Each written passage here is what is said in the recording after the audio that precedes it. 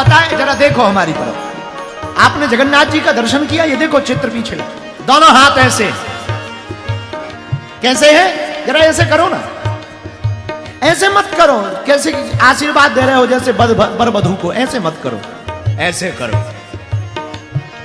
जगन्नाथ महाप्रभु के दोनों हाथ ऐसे। एक दिन हम सोच रहे थे कि महाप्रभु जी के हाथ ऐसे क्यों हैं, तब हमें खबर लगी कि जगन्नाथ महाप्रभु इसलिए दोनों हाथ किए हैं, ये कलयुग के राजा हैं, अपने भक्तों को बुला रहे हैं कि आजा गले लग जा। अपने भक्तों को गले लगाने के लिए हमारे जगन्नाथ जी ने दोनों हाथ ऐसे कर रखे हैं। कथाएं तो बहुत हैं कि भगवान पिघल गए थे या अधूरा पूरी मूर्ति बन नहीं पाई, राजा प्रद्युम्न की कथा भी है, पर हमें लगता नहीं ये उनकी लीला है। भगवान पिघले विघले नहीं है, भगवान की ये मूर्ति अधूरी नहीं है, पूरी है। बस दोनों हाथ इसलिए कर रखे कि जो खो गए जगत में वो आ जाओ जगन्नाथ महाप्रभु के पास। भगवान अनेक रूप में अनेक जगह पर बैठे, लेकिन यहां पर आप जब दर्शन करेंगे तो आपको ठाकुर जी राधा जी के साथ नहीं मिलेंगे, बहन सुभद्रा जी के साथ विराजमान। दाऊ भैया हैं, बहन सुभद्रा है और ठाकुर जी। अब चर्चा करते हैं कि ठाकुर जी यहां पर इस रूप में क्यों बैठे हैं और यहां पर ये तीन रूप ठाकुर जी ने क्यों बनाए और यहां पर क्यों आए, इस पर हम आपको बहुत अद्भुत चर्चा यहां पर वर्णन आया है। पुरुषोत्तम क्षेत्र महात्म्य में भी आया। ये पूरा क्षेत्र नील पर्वत पर सुशोभित है। पुरुषोत्तम क्षेत्र में वर्णन आया, नीलाचलेन महता मध्यस्थेन विराजतम एकस्तन्विव पृथिव्याः सुदूरात् प्रतिभावितम। नील पर्वत के मध्य में सुशोभित पुरी का नाम जगन्नाथपुरी है। ये जगत के नाथ हैं, इसलिए इनका नाम जगन्नाथ है। क्या नाम है? जगन्नाथ है। जगत के यह दाता है, इसलिए इनका नाम जगन्नाथ है। लेकिन भगवान श्री जगन्नाथ जी का प्रागट्य यहां पर क्यों हुआ, तब वर्णन आया, इंद्रधुम्नो नाम राजा युगे सत्ये भविष्यति वैष्णवः सर्वयज्ञाना माहर्ता शास्त्र को विदहा। दो कथाएं हैं श्री ठाकुर जी की। एक कथा, एक इंद्रधुम्न नाम का राजा था, बड़ा प्रतापी था, भगवत भक्त भी था। किसी ने ठाकुर जी की महिमा सुनाई उसे कि भगवान जो है नीलांचल पर्वत के मध्य में विराजित पुरी में ठाकुर जी विराजमान होंगे। वैष्णव आदि ब्राह्मणों के द्वारा भगवान की खूब महिमा सुन रखी थी। धीरे धीरे श्री ठाकुर जी से बड़ा प्रेम हो गया। भगवान के दर्शन पाने की लालसा से खूब उत्कंठा जागी और यत्र तत्र ब्राह्मण आचार्यों से भगवत प्राप्ति के मार्ग पूछने लगा। भगवान भी बड़े दयालु। एक दिन भगवान स्वप्न में आए और बोले, सुनो, अमुक अमुक दारुक वृक्ष के यहां की लकड़ी कटवाकर एक बूढ़ा ब्राह्मण आएगा, उसके द्वारा हमारी मूर्ति को बनवाकर नीलांचल पर्वत के मध्य में पुरी में जाकर के हमको स्थापित कर देना और कली काल में हमारी पूजा भगवान जगन्नाथ महाप्रभु के रूप में होगी। जय हो महाराज। स्वप्न की बात सत्य मानकर राजा प्रणाम करके उठ बैठा। प्रातः काल हुई तो राजद्वार पर एक बूढ़ा ब्राह्मण बन के आया। कोई बूढ़े ब्राह्मण को देख करके स्वाभाविक रूप से स्वागत किया राजा ने। आओ महाराज विराजो। बूढ़े ब्राह्मण ने कहा कि हमको एक स्वप्न आया है कि आपके द्वारा मार्गदर्शन में एक मूर्ति बननी है, क्या ऐसा कोई संकल्प है? बोले बिल्कुल सही सुना महाराज। हमको स्वप्न में आज्ञा लगी महाप्रभु की कि महाप्रभु का श्री विग्रह, विशालतम विग्रह बनाया जावे। अगर आपको भी स्वप्न में आज्ञा लगी तो आप कृपा करके महाप्रभु की विग्रह को बनाइए। तो बूढ़ा ब्राह्मण बोला, सुनो, वो बूढ़े ब्राह्मण कोई और नहीं, साक्षात विश्वकर्मा जी ही थे। बोले, सुनो, हम मूर्ति तो बना देंगे पर शर्त एक है। बोले, क्या? बोले, जब हम मूर्ति बनावे तो बंद कमरे में बनाएंगे और कोई भी डिस्टर्ब नहीं करेगा। कोई अगर दरवाजा खोल देगा सोई हम भाग जाएंगे, चाहे जितनी बनी हो। राजा ने कहा, महाराज कोई नहीं जाएगा, हम राजा हैं। राजा इंद्रदुम्न ने कहा, महाराज कोई नहीं आएगा, आप शुरू करो। स्वप्न के अनुसार बताई हुई दारुक नाम के वृक्ष को वह बूढ़ा ब्राह्मण काट करके लाया, एक विशालतम कमरे में रखा, द्वार को बंद किया। राजा से कहा, अच्छा अब आप इंतजार करना, कोई प्रवेश ना करे। राजा वैष्णव था, आज्ञा मानी। कई दिनों तक वह ब्राह्मण बाहर नहीं निकला। रोज खटखट की आवाज आवे, राजा सुनता रहे। एक दिन आवाज नहीं आई, कहने लगा कहीं ऐसा तो नहीं कि खटखट करते ही खटापट हो गए, कुछ गड़बड़ हो गई, खटखट की आवाज ही नहीं आ रही। सो तो नहीं गए? जैसे ये देखो कथा में सो रहे हैं कलकत्ता वाले। सोने दो, ये भी बड़ा सुख है। हाँ, तो राजा को लगा कि कुछ गड़बड़ तो नहीं है, खूब रोका अपने आप को। जब आवाज नहीं आई तो राजा ने ही द्वार को खोल दिया। द्वार को खोला तो मूर्ति अधूरी बनी थी, हाथ पूरे बन नहीं पाए थे, ऐसे ही थे, यहां तक पैर भी नहीं बन पाए थे। और वह बूढ़ा ब्राह्मण अंतर ध्यान हो गया था। राजा समझ गए हमसे बड़ी भूल हुई।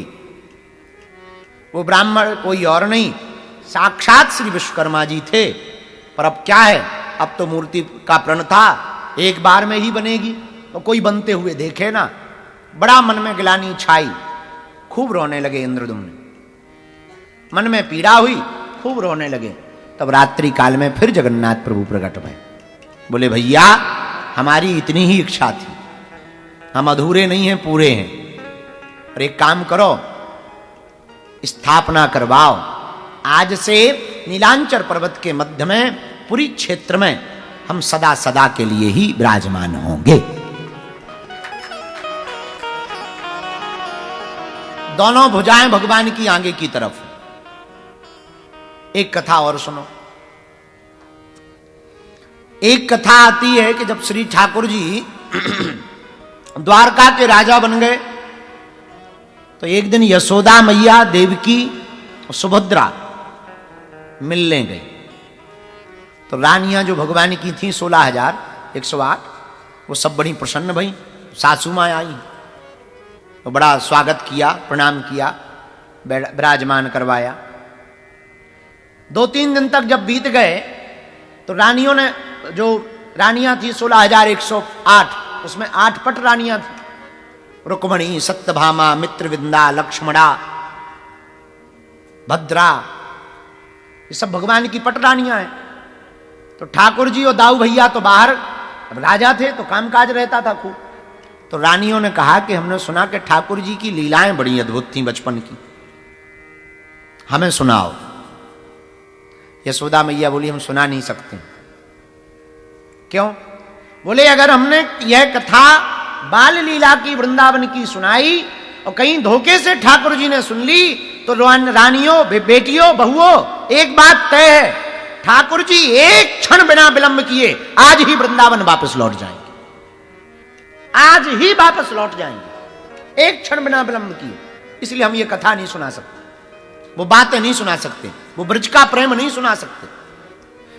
तो रानियां बोली, आप चिंता मत करो, सुनना तो हमें है माता जी, सुनना तो है, चाहे जो हो जाए, दरवाजा बंद कर दो। यशोदा मैया बोली, वो राजा है हमाओ लाला, छोरा हमाओ राजा है, वहां को कौन दरवाजे में बंद करे, कौन न आने देवे, भाई की खटिया खड़ी हो जाएगी। तो एक प्लान बनाया। बोले, क्या?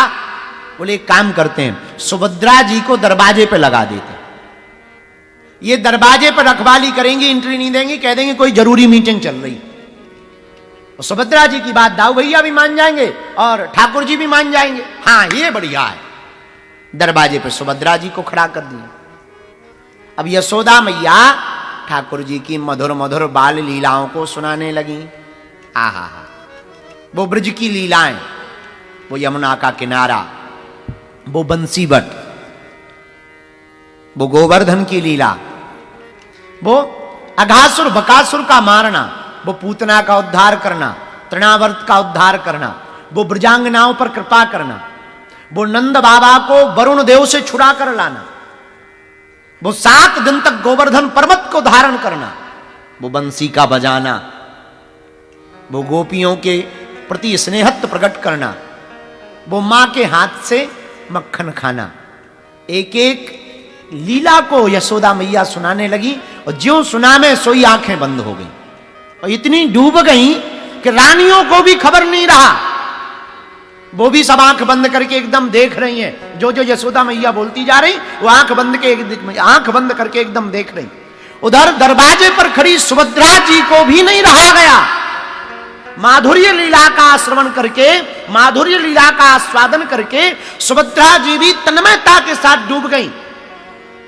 इतने में मध्य में ही श्री ठाकुर जी और दाऊ भैया और मैया को अपनी मधुर मधुर बाल लीलाओं को सुनकर, इतनी भाव विभोर देखकर ठाकुर जी और दाऊ भैया भी वहीं पर खड़े रह गए। और भैया रोकने वाले थे पर दोनों हाथ ऐसे ही रह गए, दाऊ भैया के और ठाकुर जी के, उधर सुभद्रा जी के। और तीनों कथा सुनते सुनते पिघलने लगे, शरीर पिघलने लगा। और जब शरीर पिघलने लगा तो पिघलते पिघलते तीनों का स्वरूप इतना बचा। इतने में नारद जी आ गए और नारद जी चिल्लाए, अरे मैया ये क्या कर रही है तू? और जहां आंखें खोली तो देखा ठाकुर जी के दोनों हाथ ऐसे हैं और पिघलते जा रहे हैं। सुभद्रा बहना के दोनों हाथ ऐसे हैं, पिघलते जा रहे हैं। उस स्वरूप को देख करके नारद जी महाराज अद्भुत रह गए। भैया जब मैया अपने लाला की मधुर मधुर लीलाओं को सुना रही थी, तब 22 समय ठाकुर जी जब मध्य में आए, अपनी ही लीलाओं को सुनकर के और रानियों को भाव विभोर देखकर, मैया को भाव विभोर देखकर ठाकुर जी की आंखें फटी की फटी रह गई। वही कारण से आज भी जगन्नाथ महाप्रभु की आंखें बड़ी बड़ी हैं। अब तीनों से कहा, आप तीनों विराजमान हो, ये स्वरूप आज तक काऊ ने नहीं देखा। नारद जी बोले, सरकार ये स्वरूप आज तक काऊ ने तुम्हारा नहीं देखा, हम तो यही स्वरूप के दर्शन करना चाहें। तब भगवान ने नारद जी को कहा कि जाओ, हम तुमको आशीर्वाद देते हैं, इसी स्वरूप में नीलांचल पर्वत के मध्य में जगन्नाथपुरी में भगवान जगन्नाथ के रूप में हम विराजमान होंगे। जिसका रक्षक है श्री राम, हाँ, जिसका रक्षक है श्री राम, उसे कोई मार नहीं सकता। प्रभु जगन्नाथ का भक्त जगत से हार नहीं सकता। प्रभु जगन्नाथ का भक्त जगत से हार नहीं सकता। ऐसे काम नहीं चलेगा, ताली बजाते हुए झूमते गाइए। ओ जिसका रक्षक है श्री राम, जिसके रक्षक है श्री राम, उसे कोई मार नहीं सकता। जिसके रक्षक है श्री राम, उसे कोई मार नहीं सकता। प्रभु जगन्नाथ का भक्त जगत से हार नहीं सकता। प्रभु जगन्नाथ का भक्त जगत से हार नहीं सकता। प्रभु जगन्नाथ का भक्त जगत से हार नहीं सकता। प्रभु जगन्नाथ का भक्त जगत से हार नहीं सकता। कौन कौन हारना नहीं चाहता? जरा उठाओ दोनों हाथ और ताली बजाते हुए गाओ, हरि बोल।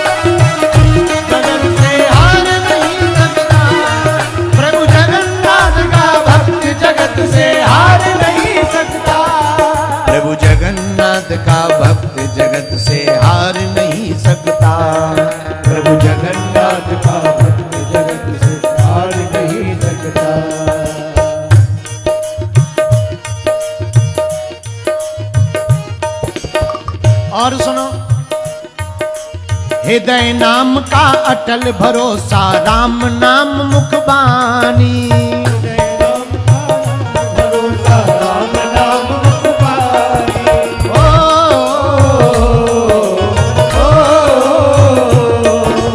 हृदय नाम का अटल भरोसा, राम नाम मुखबानी।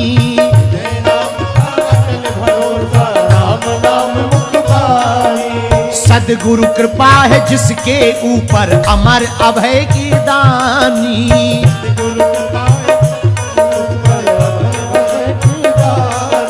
सद्गुरु कृपा है जिसके